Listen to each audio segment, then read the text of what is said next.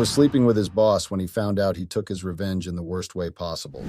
Hey Redditors, buckle up your seats as this is going to be a long post about how I found out my wife was cheating with my boss. My world came crashing down. I could not let it go, so I decided to have an affair with her mother just to make myself feel better. I am 24M and my wife Joyce, 23F, have been married for 2 years. We had been living together, so the switch from living in to getting married did not come with much challenge. However, we had different career paths, which led to a few ups and downs at times. We were college sweethearts and married right after getting out of college. When I look back, I think that was the dumbest thing I ever did. I should have listened to my friends about having a few heartbreaks before settling in for the one. How I wish I could turn back time and take that advice. Anyway, coming back to where I was. We married at 22. I know, too young and too naive. She was the one and only girlfriend I had all my life. She was popular in college and was already dating someone else when we met. We were paired to do a project together, and that's how our conversation started. Despite her popularity and existing relationship, we formed a deep connection as we worked on the project. As time went on, we realized that our bond was something special and decided to take a chance on each other. Her over-possessive boyfriend would always keep showing up every time we had to work together, which led to their breakup.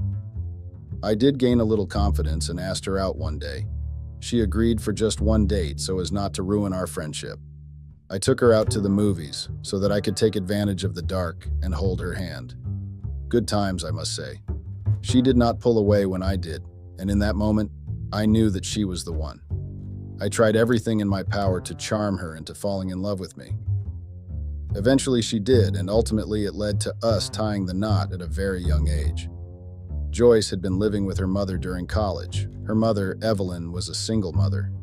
She was pregnant with Joyce when she was 15 and had been taking care of Joyce ever since. Joyce's father had fled away from taking any responsibility for the pregnancy, so it was just Evelyn and Joyce. Evelyn was a stay-at-home mom. I had no idea how she would come up with money to put Joyce through college without a decent job.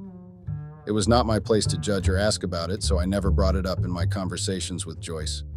They were very close to each other as they had been each other's support all through the years.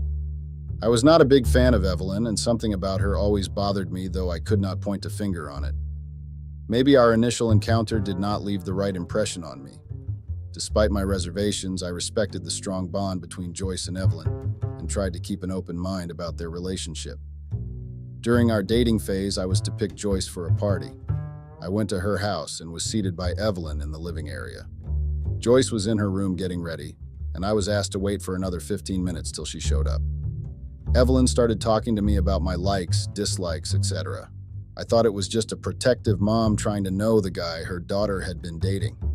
As the conversation progressed, I could see Evelyn trying to lessen the distance between us. I was feeling nervous and extremely comfortable. It did not feel right.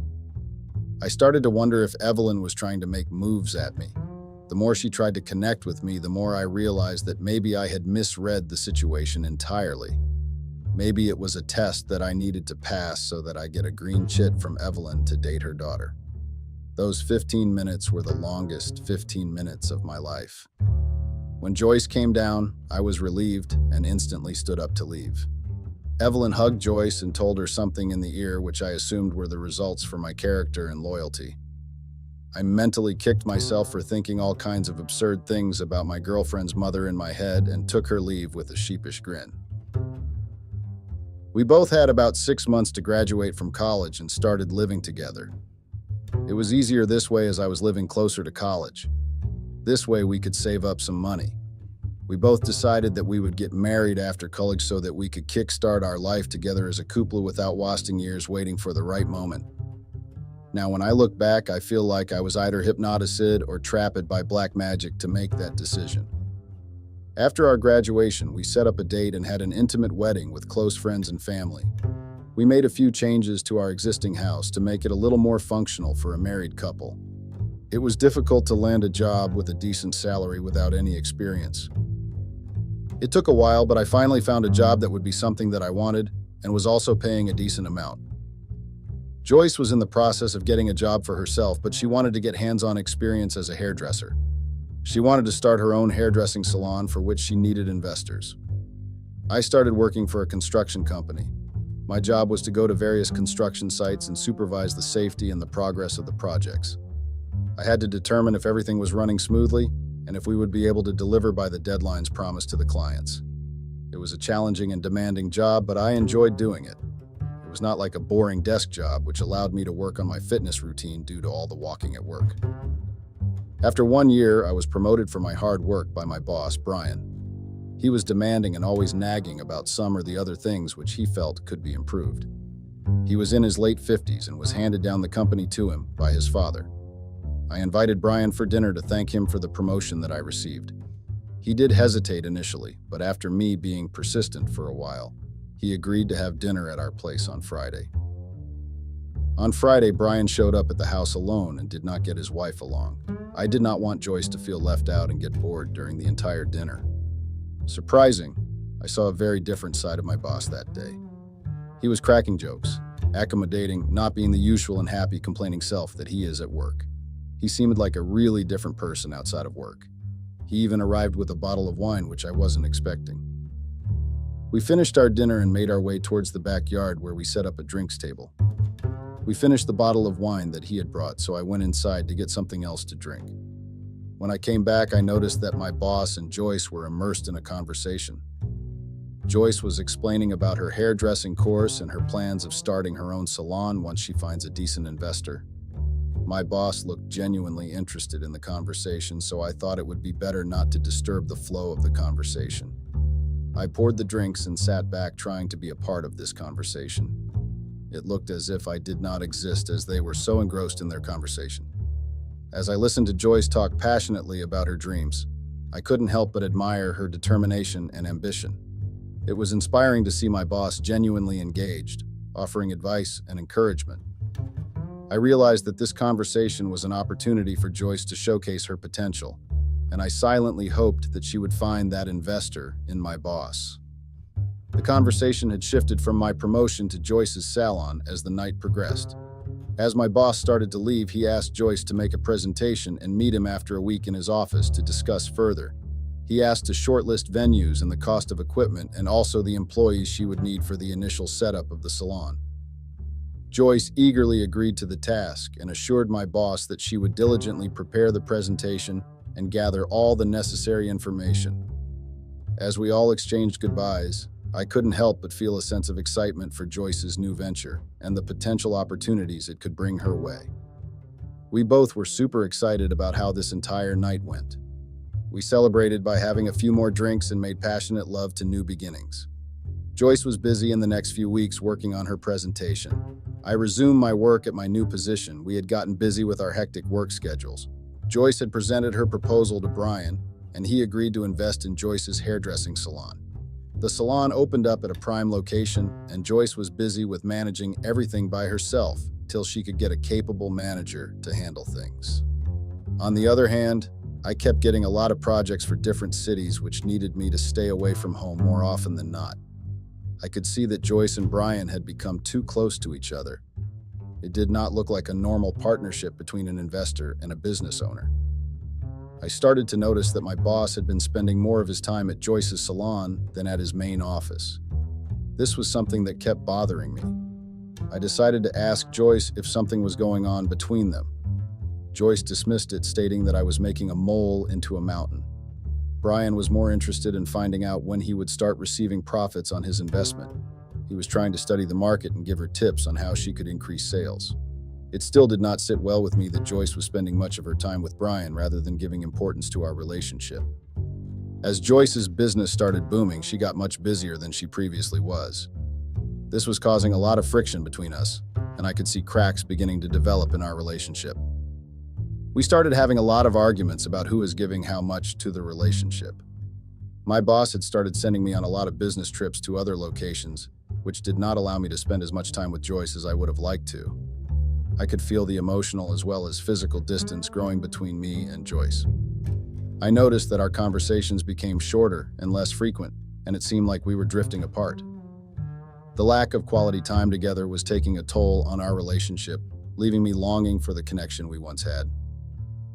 One day, as I was on one of my business trips, I called Joyce from my hotel room to check on her.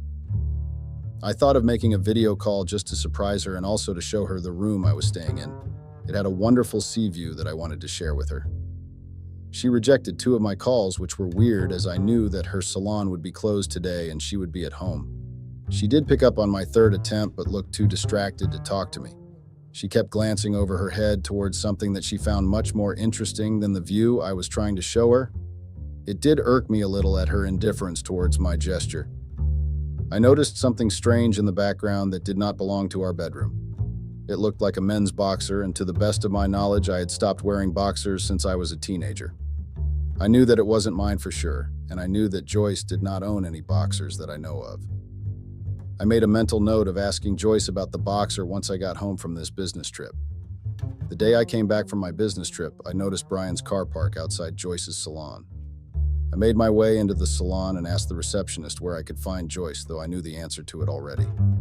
As I walked towards Joyce's cabin, I could hear the receptionist call her, letting her know that I was coming to her cabin. I found it quite weird that the receptionist was making this look like an appointment when I was actually her husband. I just let it go, thinking of it as protocol and that she was just doing her job. I knocked on the door and decided to show myself. It was my wife, and I did not need permission to get inside my wife's cabin. I noticed that Brian and Joyce were seated on the sofa with a file that they were going through. I greeted Brian and walked towards Joyce to hug her. When I was hugging her, I could see the file that they were looking at, which was upside down. That's a unique way of going through your business, is what I thought. I sat across from them on the sofa and was expecting Brian to take his leave and give us some privacy. Instead, he asked me to submit a report on my business trip at his desk by tomorrow morning. I was surprised by his demand, but nevertheless I agreed to it well and could not deny the fact that he is still my boss. I would have to take orders from him. I was waiting for Joyce to end the meeting with Brian so that we could talk about ourselves. After a few minutes, Joyce and Brian said their goodbyes by hugging each other. I was dumbfounded by their closeness within the last few months. I knew that they were business partners, but I was unaware of them being so friendly to hug each other. I was seeing a different side of both Joyce and Brian, which, to be very honest, was not something I was a fan of. I sarcastically passed a comment at Joyce that she was too friendly to hug anyone and anything. She looked puzzled and had a blank expression on her face. I decided to let it go for now, as I did not want to start a fight as soon as I got back. I asked her if she would like to leave with me right now so that we could spend some quality time together. She was overjoyed by my suggestion and decided to leave immediately. We left and went to have dinner at a fancy restaurant, as we had not been able to in the recent past. We spent a lot of time with each other after a really long time and caught up on what was going on with us during the last few days. I brought up the topic of her closeness with Brian. She said that he was actually a very nice person after getting to know him outside of work. He did have his own ideas that he wanted to share with her to help with growing the business. They had been working on this for a while now, and she was expecting for them to see positive results soon. All this talk was boring me to death because I could see that Joyce did not actually answer my question, but was just talking whatever came to her mouth. This made me have my own doubts about their relationship. I did not want to create a scene at a public place and took whatever answers she threw at me. The thought of figuring out what was going on never left my mind even for a second. I started noticing that I was given priority to handle a lot of projects at work, which were mostly in other cities, though there were people who had much more experience than me at handling them. I couldn't understand if Brian was doing this so that I could gain more experience or to keep me busy at work, so that I don't get to spend enough time with Joyce. I was still unsure about their relationship. It was something that I knew I had to figure out on my own. I knew that complaining to my manager about my work would have a negative impact on my professionalism. The only way I would be able to get out of this would be to make enough errors so that I would be let off a few projects that would give me some time to find answers to my questions. So that's what I did for the next few days. I messed up big time. So my managers complained to Brian that I was incapable of handling that many projects at the same time, as I did not have enough experience. He had no choice but to reduce the amount of projects I was assigned to. The plan was working, at least so far. The next day on my way to work, I decided to call my manager and let him know that I had a flat tire, so I would be coming into work a little late. I was proud of myself for lying without any hesitation. I was getting better at coming up with excuses to keep an eye on Joyce and Brian. I parked my car in the opposite lane of Joyce's salon, from where I could see the entrance very clearly.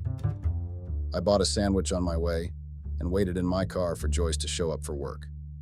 The salon was supposed to be closed today, but I had a feeling that she would definitely show up. As I waited, having my sandwich, I could not imagine how I would be able to get over this situation if there was actually something going on between Joyce and Brian. I waited for more than 30 minutes and was about to give up when I saw Joyce park her car in front of the salon. She unlocked the door and went inside. Now, all I had to do was wait for Brian to show up, which I was very positive about. I was still praying deep down that what I would be expecting does not happen. A little over 10 minutes passed when Brian started parking his car just behind Joyce's.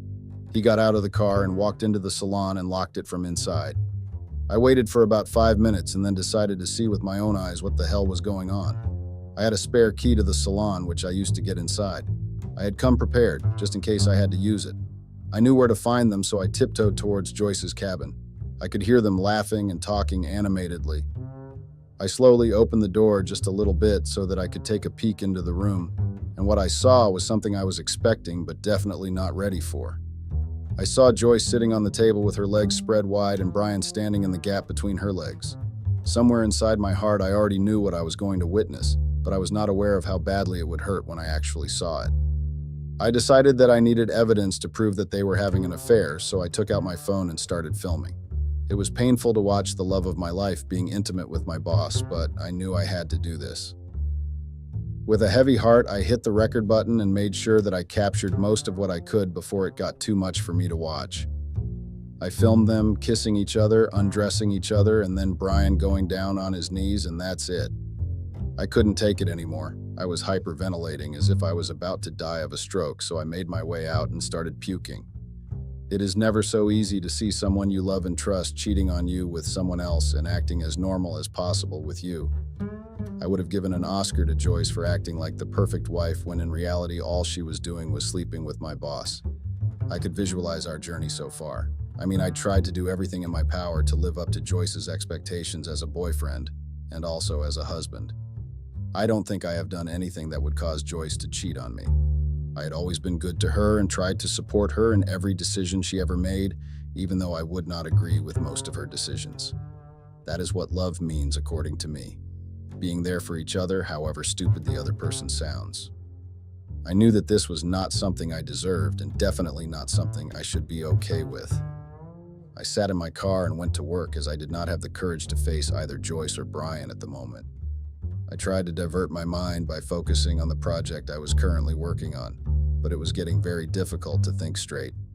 I went home feeling dejected and sad. Joyce had come home early today and wanted to cook dinner for the both of us. I tried to act normal as if nothing had happened and that I was still the loving and caring husband she always wanted. My heart had broken into 1,000 pieces, and I knew it would be very difficult for me to trust and love someone in the future. I really believed that Joyce was my soulmate, and we would be living happily together for the rest of our lives. That was a dream which had now shattered along with my hopes for a future together. There was this anger that was building up inside me, and I did not know how to let go of all this negativity that I was feeling, which kept growing every minute. It had been 3 days since I witnessed the infidelity of Joyce, and I still had no clue what I should do that could help me get this anger and frustration out of my system. Just as I was thinking about that, the doorbell rang, and I went to open it. I wondered who it could be so early in the morning on a Sunday. I opened the door and saw Evelyn standing and carrying 2 big bags of groceries. I motioned her to get in as I was in no mood to start a conversation with her. I came up with an excuse to save myself from engaging with her, and that's when my mind was hit with a lightning bolt of an idea. I knew exactly what I wanted to do to get my sweet revenge. I always lived by the mantra that you should always give back what you get in return, if possible the double, and it was time for me to live by that mantra. I excused myself from Evelyn and went to my room. I needed some quiet time for myself to come up with the plan. I could see that Joyce was still sleeping after a very long day at the salon yesterday. I know what kept her busy, obviously, and it was not work. Of course not. I wanted to take advantage of the fact that Evelyn had always wanted to get closer to me. This was the perfect opportunity where I could use it to my advantage. I laid out a foundation of my plan, or what I thought of achieving by doing this. One thing I knew was that I wanted Joyce to feel the same amount of pain I did when I saw her and Brian together.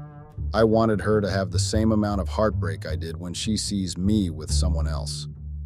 In the evening, when Evelyn decided to leave, I requested her to spend a few days with us. Both Joyce and Evelyn were surprised at my suggestion, as both of them had an idea that I was uncomfortable around Evelyn. Evelyn tried to politely refuse my request, but I made sure I looked genuinely interested in asking her to stay with us for a few days. I guess it worked, and Evelyn agreed to spend a few nights with us. My plan was finally taking its course, and all I had to do was try to be as good to Evelyn as I could be, so that she thinks that the thirst is mutual at both ends. Joyce asked me what it was all about asking Evelyn to stay with us, and I just told her that since I knew that she and Evelyn have a really close bond, I did not want to make things uncomfortable between them because of me. I wanted to try to be open towards Evelyn and give her a chance to reduce the awkwardness between us. I got a raised eyebrow from Joyce, but she was happy that I was giving her mother a chance. She did not have time to deal with me, as she anyway had Brian to think about. She was busy having an affair and trying her best to hide it from me. It has been 2 days since Evelyn had started living with us, and I tried to be as close to her as possible. I would accidentally brush hands with her while making breakfast, or bump into her while coming out of my room, or sit too close to her on the couch while watching TV. I was trying everything I could to test the waters to check if Evelyn was getting my drift. I felt like I was fishing again, waiting for the fish to take the bait. My wife's mother, Evelyn, always made passes at me even when we were dating. I found it odd, but ignored it because I loved my wife and wanted to be loyal to her. I knew that Joyce trusted only 2 people in her life, and I did not want to break her heart by telling her about her mom's actions. All I had to do was ignore her advances, and things would not blow out of proportion. I decided to try my luck in seducing Evelyn, which was not quite difficult, to be very frank. I knew that Evelyn would jump at any opportunity she got if she would get even a hint of me being interested in her. She was never the kind of person to care about relationships. It would never occur to her that she was trying to seduce her daughter's husband. She had always looked at me with lustful ease and would be happy to know that I think the same about her. So I decided to take my chances with Evelyn and give her the bait. I knew that there was no going back after this. In the hindsight, Evelyn was a good catch. She was just 38 years old and still looked stunning. At least she was not my mother's age, which made me go ahead with the plan. I know that I was being mean to use Evelyn's longing for a partner to my advantage, but I had no other choice. This was the only way I could make Joyce realize what it felt like to betray the one you truly love. I tried to lure her using my body as well. I came home after a run and took off my shirt, walking towards the fridge to get some water. Evelyn was preparing breakfast, and I knew that she was stealing glances at my body. I walked towards her and whispered good morning in her ear while taking a coffee mug from the rack above her. As I watched Evelyn eagerly anticipate our encounters and shower me with affection, guilt gnawed at me. I couldn't help but question my decision to manipulate her emotions for my own agenda. However, desperate times called for desperate measures, and I was determined to teach Joyce a lesson she would never forget. It was time to take the final step of my plan. I sent an accidental message to Joyce asking her to meet me at home, as Joyce was at her salon and would not be coming back till later that night. I made sure that she read the message and then deleted it. I sent another message to Joyce acting all innocent and said that I will see her tonight after work. I called in sick at work and told Evelyn that I wanted her help with something that I needed to do. I knew that Joyce would check with Brian if I showed up for work to verify the message I sent her. I calculated the amount of time Joyce would take to reach home from her salon, and I had to make sure I am prepared before she comes. I had breakfast with Evelyn to make her know that I am interested. I told her that she looked sexy, even at her age, and to top it, I even mentioned that if it was not for Joyce, I would have definitely gone for her. This made her blush, and I could see the tension building up. I had to make sure that Evelyn did not take things into her own hands before it was time. I decided to leave her alone and prepare things in my room. I went and tracked Joyce's phone's location to see if she was on her way home. I pulled up the sheets and acted as if I sprained my back in the process. I called out to Evelyn for help. I made sure that she believed that I was badly injured and needed her help. She tried to make me sit on the bed, and this was my chance to make things steamy. I fell on the bed and made sure that she fell in such a way that she would not be able to resist what I do next. Our faces were so close to each other, and I could see that Evelyn was ready to take that chance. I let her kiss me as I did not want to be the first one to cheat.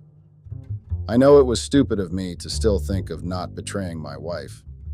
Evelyn kissed me, and then I started to continue to take it further. It would take another 10 minutes for Joyce to reach home, and that should give me enough time to do all that I had planned. I made sure that Joyce was unaware of the growing sexual tension between Evelyn and I all these days. She had no idea who she would be catching with me once she got home. I could hear a car's brakes slam in our driveway. This was my cue to take it up a notch further. I started undressing Evelyn and making her moan with pleasure. I could hear the footsteps on the stairs and tried to distract Evelyn from it. Joyce caught me and Evelyn in a compromising position in our bed. That was the plan, actually, to get caught in our house and in our very own bed. I wonder how many times Brian and Joyce made love on the same bed when I was away for business. As Joyce stood there, a mix of shock and anger evident on her face, I couldn't help but feel a wave of victory wash over me. Joyce screamed as loud as she could, which made Evelyn and I come out of our trance. Evelyn started covering herself, and Joyce had a horrified look on her face. She started screaming how we could do something like this to her. We were the only people she had trust in, and that we both let her down. Evelyn was genuinely apologetic about it. She was about to say something when I cut her off. I told her that I felt the same way when I saw her and Brian making out in her office. I could see the color drain from her face when she realized I knew about the little affair she was trying to hide. She accused me, stating that I was making up stories to cover my own mistakes.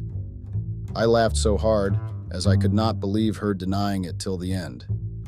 I showed her the video that I filmed, which led to her finally admitting to it. She said that she did not mean to cheat on me, but had to, as he was investing in her business. I did not buy it, as their interactions did not seem forced at all. She was enjoying his company, going to expensive dinners in the guise of meetings, and taking expensive gifts from him.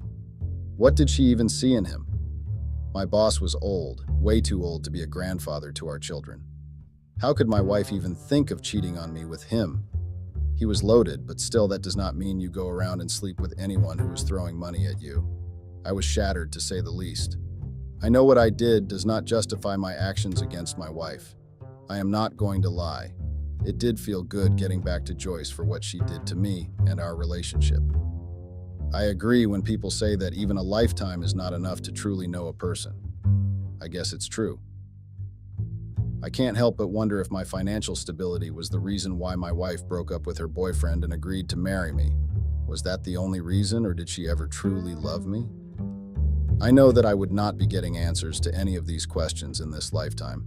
I have to live with the fact that my wife cheated on me with my boss, who showed her that he's got money. The only guilt I have right now is what I did to Evelyn. I know I used her to my advantage. I wish there was an easier way out to take my revenge. It was satisfying to see Joyce all alone, as she could not even confide in her mother after what she did to her. I wanted to quit my job, but then decided against it, as I was not the one at fault here. I don't know where to go from here. Joyce had left home that day and did not contact me so far. Evelyn was too ashamed, so she left immediately after the incident. I am writing this post just to distract myself from the sadness engulfing me. I hope I can get some advice from you guys on what I should do next. Thanks for listening. Hello, kind people of Reddit. It's hard for me not to feel scared and open as I sit down to write this. Sharing my personal story with people I don't know is scary, but I know deep down that I need to do it. My shoulders have been heavy with this weight for too long. It's time for me to let it go. Now I'm going to tell you my story about how my marriage to a football player fell apart because of my greed. I, a female 28, was married to my husband, male 30, for 2 years. My husband was a rising football player, and I was a housewife. We have no children. So, let me tell you from the beginning. I grew up in a small town in a middle-class family. Actually, it was lower middle class. My father used to drive a school bus while my mother was a stay-at-home mom. I had seen the struggles my parents went through to provide for us. Don't get me wrong, I was grateful for everything they did, but I wanted more. Because of how simple our living situation was, there wasn't much room for extras or niceties. My brothers and I shared a bedroom when we were kids. Our beds were so close to each other that we could feel each other's breath while we slept. The floors creaked and the walls were peeling. No matter how much my mom cleaned, the smell of dampness stayed. Financial limitations ruled our lives, forcing us to make do with what little we had. Hand-me-down clothes, patched-up shoes, and simple meals became the norm. I too wanted the designer bags my friends owned, or the international trips their parents took them to, whereas my parents could only provide us with the basic necessities. I used to dream of things which seemed like they were out of my reach. I wanted to be able to travel the world, wear designer clothes, and live in a big house. As I got older, I got more determined to have that life for me. I came to the city looking for a job a few years back where I met my ex-husband. I was working in a bar, and my roommate was invited to some fancy party. She asked me if I wanted to join her. I had never attended a party like this. I decided maybe this party could bring me some opportunities. I remember that party distinctively. It was on a weekend night, and I was happy about it because it meant that I didn't have to take a day off from my work. We made our way to the party. I had borrowed my dress from my friend because I didn't own anything fancy for a party like this with me. Me and my friend were standing near the bar when we spotted a young guy surrounded by a group of girls. He was the highlight of that party. My friend then told me that he is a rising football player in the city and comes from a wealthy family.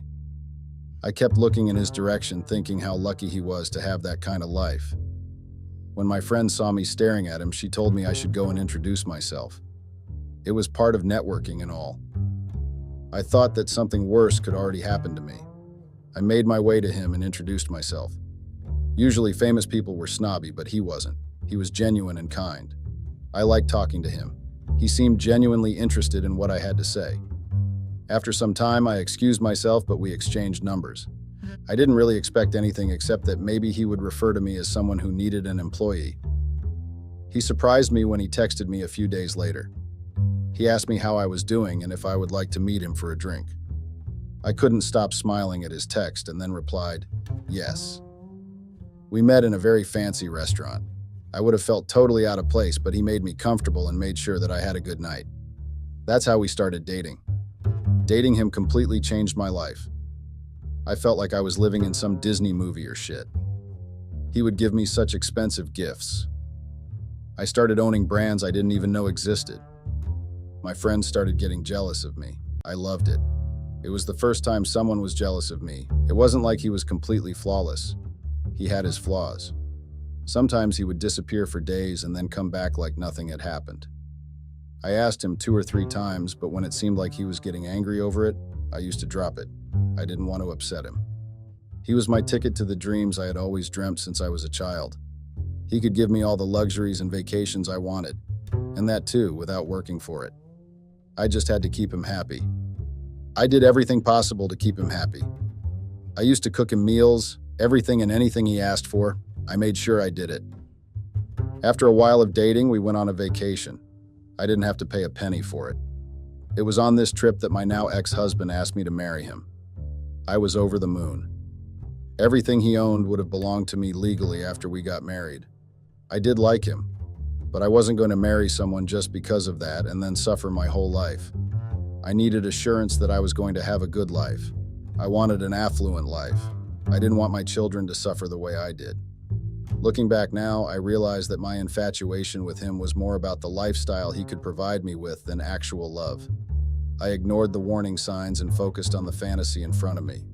We started the wedding preparations and my fiancé insisted on paying for everything.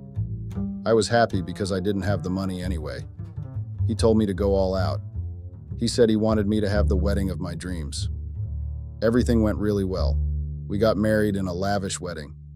My life was nothing less than a fairy tale. I was living my dream. Little did I know, it was just the beginning of a tumultuous roller coaster ride. The first year of my marriage was nothing less than a scene out of a romance movie. My ex-husband used to pamper me so much. Everything I wanted, I got. One time I was scrolling on my phone and came across a designer dress which wasn't out in the stores yet. I showed the dress to him and asked him, "Isn't it pretty?" He asked me if I wanted it. I shrugged and said, "Why not?" 2 days later, the dress was delivered to me with a note from the designer itself. I literally felt like a queen. I felt like God was compensating for all the years of my childhood when I couldn't get anything. My husband was giving me everything there was. In our friends group, my wedding ring had the biggest rock. All the ladies would look at me with envy, and I cherished every second of it. My husband still used to disappear sometimes. He used to come home so late that it was almost morning. But I wasn't very worried about it. I just thought he must be partying with his friends or something. That sort of thing was common with players. I used to stay at home decorating my bungalow or go shopping with his credit card. I had ways to keep myself busy. I had more than most people did, and I enjoyed every bit of it. I had asked my husband to take me on a vacation. He agreed and told me we could go anywhere I wanted. I spent a week researching the perfect holiday destination for us and finally decided on Greece. I always wanted to go there since I was a child, but never had the money to go. The opportunity to go there was finally here. We decided on a 7-day holiday. I had booked the 5-star resorts and everything in Santorini. The trip was fantastic. We did wine tours. We did traditional sightseeing. Just when I didn't think I could be happier, my then husband surprised me with a cruise trip. I was really on top of the world, not knowing that I was going to hit the rock bottom real soon. The trip is my last happy trip with my husband. It was the last trip, in fact. Everything changed after that trip. We came back from the trip, and after a few weeks, my husband's behavior started to change. I didn't know what was wrong with him. I asked him what was going on, and he said he was worried for the next season. It made sense to me, so I let it go. He started coming home late more frequently than before. He was always out and never at home. We stopped spending time together. He also stopped giving me gifts. I felt really bad when that happened. Before the trip, he made sure to get me something once a week. But 2 months had passed, and he didn't mention anything. One day when I was in the kitchen cooking us lunch, he came and kissed me. I was surprised because we had stopped being affectionate with each other. He waited for a few moments and then asked me if he could borrow his credit card, as he had lost his and the new card was coming after someday. I loved that credit card. I could shop as much as I wanted with it, but I still nodded and then went to him and gave him his card. He kissed me on the cheeks again and then left the house. That was the first time he had asked for it, and I felt so upset that I didn't have the card with me anymore. Days passed like this, and every day I kept hoping that I would get my card back, but there were no signs that he was going to return it. I didn't want to ask for it because that would have seemed like I was only concerned about the money. My husband was never at home at that time. He would always tell me that something or the other came up and that he had to stay out. I started doubting that something was wrong. There were too many things to ignore at this point. My husband was always drunk. He would stay out for hours, and he didn't even talk to me. Plus, he had taken away my credit card. There were too many signs. I decided to find out the reason behind my husband's strange behavior. I called up one of our mutual friends and asked him if he knew why my husband was acting differently. He shrugged and told me he didn't know either. My husband hasn't hung out with him for quite long. I thanked him and ended the call. I was trying to figure out what could tell me the reason behind my husband's behavior. I thought of everything I could do. I even thought of hiring a private detective behind him to know the truth. I didn't want to spend money like that. I thought of other ways. One day when my husband was sleeping, I took his phone silently and took it to the washroom. He hadn't changed his password, thankfully. I checked his Instagram to see if he's in someone's DM, but found nothing. I also looked for any apps like Tinder and all, but again, nada. I was getting tired. I was sure his mind was somewhere else. I just had to find out where it was. I didn't have to wait a lot to know the truth. I found it out when I was least expecting it, and it was my nightmare. One day when I was bored at home, I thought of doing some online shopping. My laptop was discharged, so I took my husband's laptop, which was lying on the table in the living room. I opened the laptop and started browsing at Zara. I didn't find anything I liked, so I closed it. I was just about to shut off the laptop when I thought of clearing the history. My husband didn't like it when I used his laptop or phone. I opened the history and saw that my husband had last opened his internet banking website. Curiosity got the control of me, and I opened the website. His account was already logged in. thankfully. What I saw next shocked the fuck out of me. My husband's bank balance was in the negative. I froze at the spot, not understanding what was happening. How was this even possible, I thought. I thought there must be some mistake or some technical glitch. I refused to believe that this was the truth. I opened his account statement and checked where all his money went. Another shock came through me when I saw that large chunks of money were transferred to casinos. There were other random names that I wasn't aware of. Why would he give money to people in casinos, and that too in millions? It was a huge amount, even for him. I needed an explanation from him. Was he lending these people money? So many questions clouded my brain at that moment of time. I called him immediately, but he didn't answer. I kept calling him, but got no response. My anger increased as time passed by. Finally, the night came and my husband came back home. I didn't wait any second longer then. I immediately asked where all the money went. He looked confused for a minute, but then his eyes fell on the laptop in the couch, and understanding was drawn on him. He knew how I knew. He got angry and told me that he had told me to stay away from his things and that I should stay within my limit. That angered me even more. I went up to him and told him to cut the bullshit and tell me honestly where all the money was. Till that point, I still had hope that he would give me some logical explanation about whether we actually still have the money. I was waiting for him to tell me that. I didn't expect to hear what he told me. He told me that all our money was gone. He was on the verge of going bankrupt.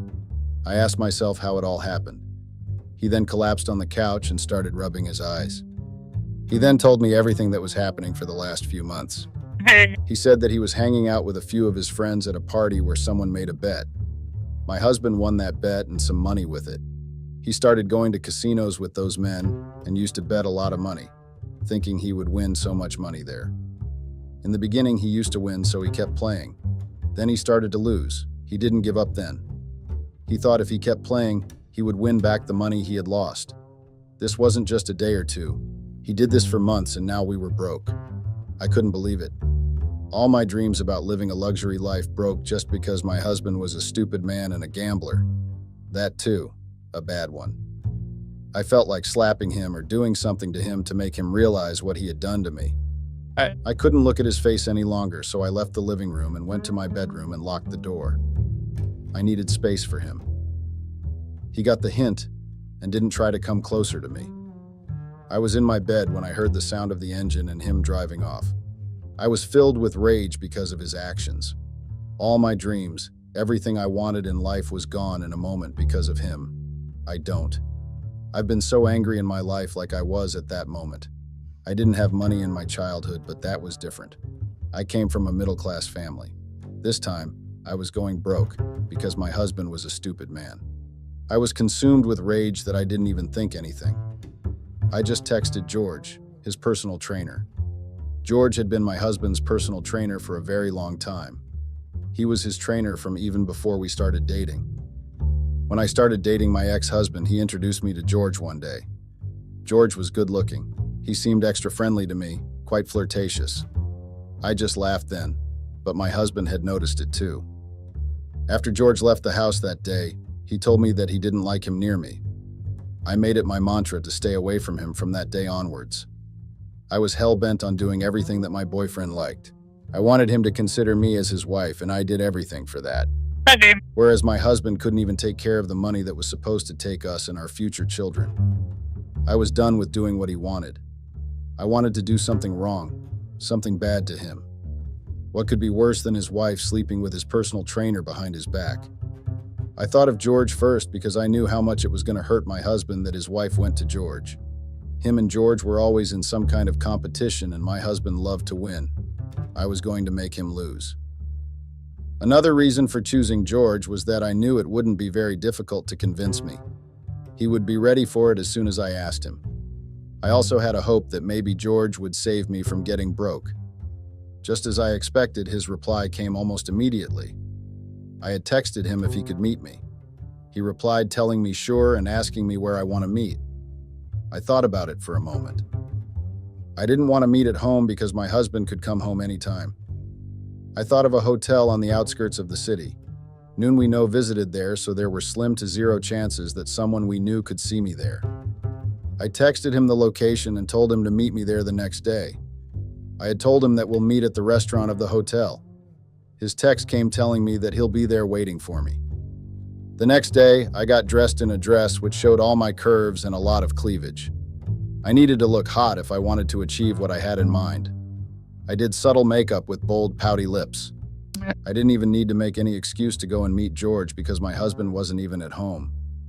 He hadn't come home since the previous night after he told me all about gambling. I didn't care either. It was best if there was as much distance as possible at that time. I reached the restaurant on time, but I didn't go inside immediately. I waited for a few minutes.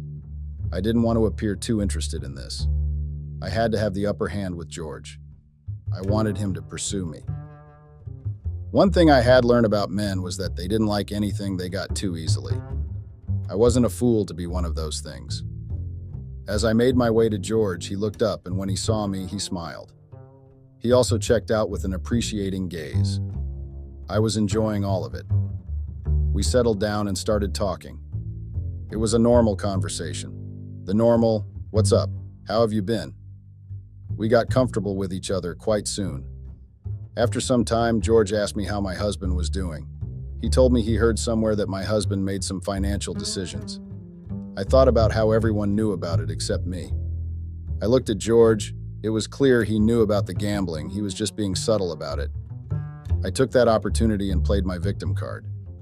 I got emotional as I told him how it feels like everything is lost for me now. He looked at me with sympathy in his eyes. I lied to him about how it's not even the money. What hurts me the most is how I have lost my husband now. In the back of my mind, I was calculating that if the news is spread among people, that means that we are at the end of the rope only. I needed to find a way out very quickly. I smiled at George, hoping that he would be my way out. After a few drinks, we got the bill and George paid for it. I told him that I think I'm going to stay in the hotel only for the night as I don't want to go home. He nodded in understanding and then told me that he will drop me to my room. We walked to my room together after talking to the receptionist. George told me good night and to call him if I needed something. I nodded at him and muttered a thanks. He was just about to leave when I kissed his cheeks. He looked at me in confusion just for a second, and before I could say anything, he entered the room and kissed me back. We didn't stop at just kissing. We did more, and finally slept with each other. I felt odd satisfaction that night. My husband broke all my dreams, and I broke his pride. He liked to show off to George that he had me. It wasn't true now. I slept at night comfortably. I had a way to still make my dreams come true. The next morning when I woke up, George was still asleep. I got up and went to the window. I was looking at the view when George came from behind me and hugged me. He wished me good morning and kissed me. We had coffee together, and it was finally time to go back home. Before we left, George asked me directly if this was a one-time thing or if I'd like to continue this. I smiled at him and told him that I would like to see more of him. He seemed happy. I came back to an empty home. My husband still hadn't come back home. The bed was just like I had left it. I changed my clothes and switched on my laptop. I started researching George. I wanted to know if he had the means to make my dream come true or not. To my surprise, a happy one, he did have the means. He was not just a personal trainer to my husband. He was also a landlord. He owned many shops in the city which were in the prime area. He also had many investments which gave him good returns. I was really happy with what I had found. This was all I wanted. I was not going to let my husband's stupid decisions ruin things I wanted for years.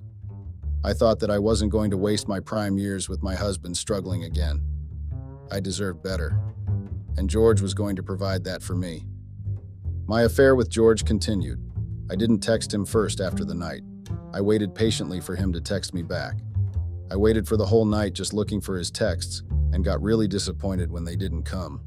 My husband had come back home at that time for a short duration. We both didn't talk to each other.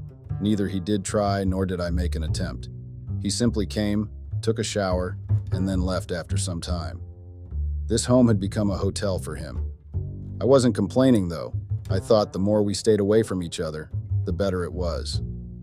However, he finally texted me after a week. I was over the moon. He told me he got caught up with some work and that's why he couldn't reach out to me earlier. I told him it was all cool. He then asked me if I would like to meet him again. I replied after some time, even though I had seen the text instantly. I agreed to meet him. He texted me the location and the time we were supposed to meet. I got ready and then went to meet him. He was already waiting for me. He smiled at me like he was happy to see me there. We went to the suite he had booked for us. We spent the whole night together. In the morning, I told him that I should go home, but he insisted on staying longer. I was more than happy with listening to that. We spent the whole day with each other. My affair with George continued for around a month. Sometimes my husband would be home and I couldn't meet him. George used to get upset with that. One day he told me that I should divorce my husband. He told me that he would take care of me. He didn't like to meet me secretively. He said that I shouldn't waste my time with a loser like my husband. George also told me that the health of my husband wasn't looking very good, and it seemed like he was not going to do well in the football season that was coming up. My husband was in his late 20s at that time. He was just about to turn 30.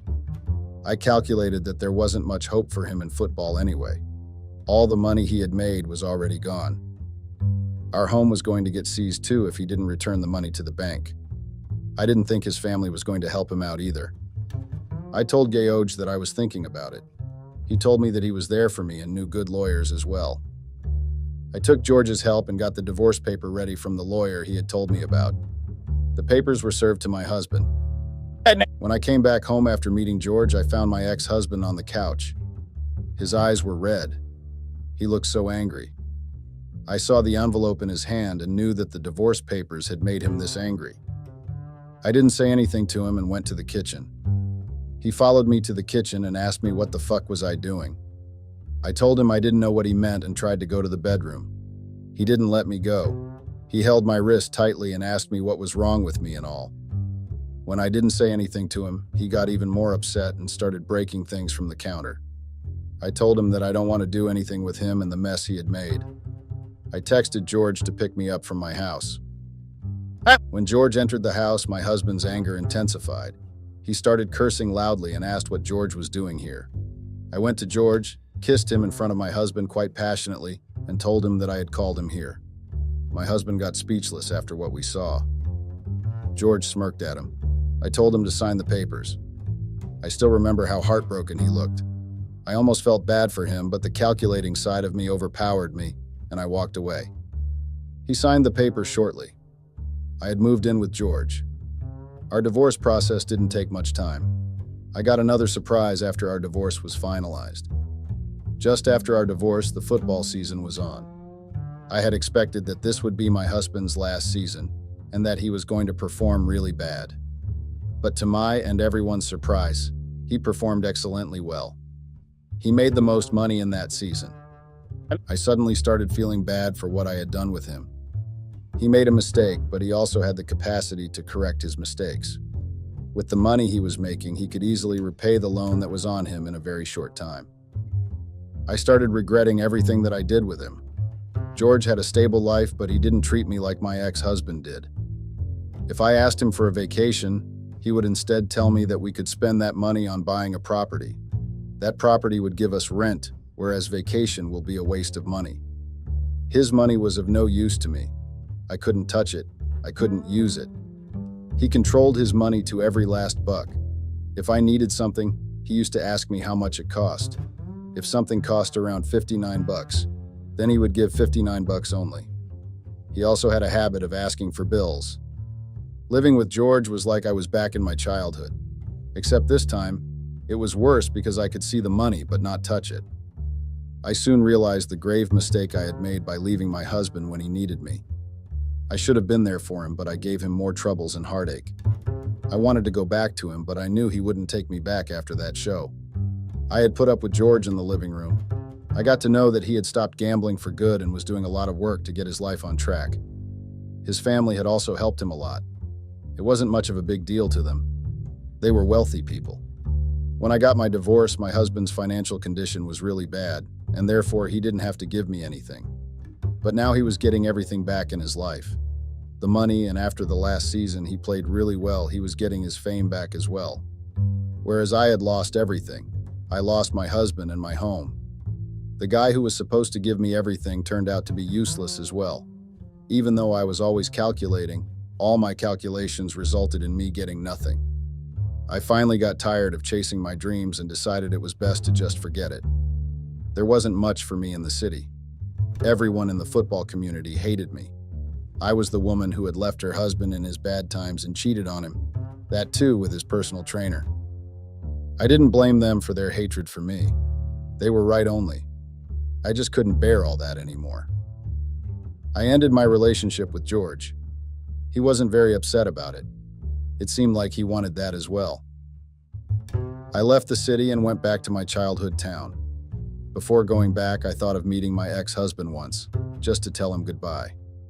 I went to the house which used to be mine. He opened the door, and as soon as he saw me, his face turned red from anger. He was about to shut the door on my face when I told him to just listen to me once. I begged him and he stopped. I told him that I was sorry for everything I had done. He laughed at my apology. He told me that I had done him a favor by leaving him and showing him my true colors. He said if I hadn't shown him who I really was, he never would have thought that I was such an evil person. I listened to him because his anger was justified.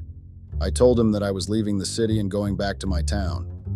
He mocked me how George couldn't keep me satisfied.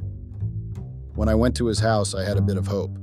I had hoped that maybe he would see me and forgive me, but he was still angry with me. He looked at me like he hated me. I started crying, hoping that maybe that will soften him up a bit. He just told me with plain hatred how it was good that I was leaving the city because he never wanted to see my face again. I told him goodbye and left his house in tears. All the hope I had inside of me was finally dead. I took the bus and went to my town. The aftermath of what I had done followed me even back there. Everyone in the town somehow knew what I did in the city, and everywhere I went, I was given judgy looks. I finally made peace with the fact that what's done was done. I couldn't change the past, no matter how much I wished for it.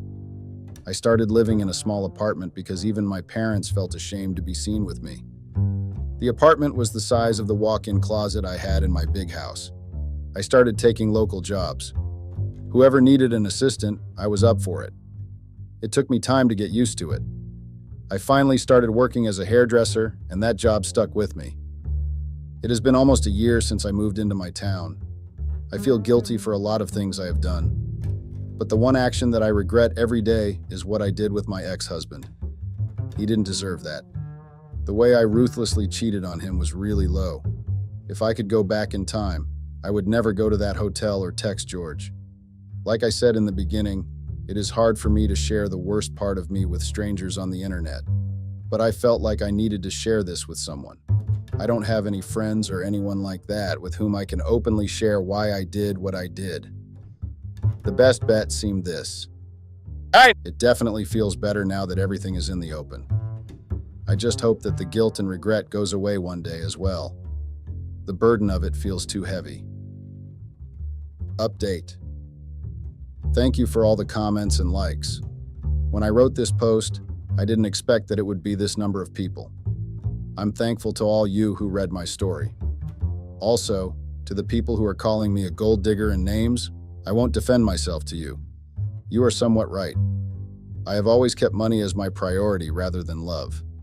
I do realize that the reason why my romantic relationship didn't work out with my ex-husband or with George was that I prioritized money over love. I only chose them because they had money. Anyways, thanks again to all of you for listening to my story and sharing your opinions.